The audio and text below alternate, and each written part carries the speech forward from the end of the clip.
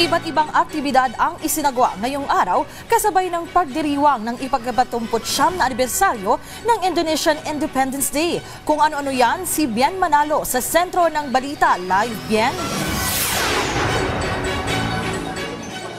Mela, sumentro sa pagpapalakas ng ugnayan ng Indonesia at Pilipinas ang naging tema ng selebrasyon ng ika-79 na selebrasyon ng Indonesian Independence Day na ginanap dito sa Indonesian Embassy sa Makati ngayong araw.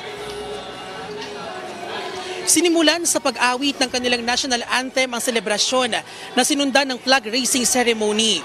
Kabilang sa mga dumalo ang Indonesian community sa Pilipinas, Indonesian students na nag-aaral sa bansa, mga kawani ng Embahada ng Indonesia at maging ang ating mga kababayan na interesadong tuklasin ang kultura at tradisyon ng Indonesia. Present din ang Indonesian Volleyball Team na kasalukuyang nasa Pilipinas para sa gaganaping Southeast Asian Volleyball League. Isa sa mga highlight ng programa, ang cultural performances tampok ang mayamang kultura ng Indonesia. Pinarangalan din ang mga natatanging kawani ng embahada dahil sa kanilang hindi matatawarang serbisyo.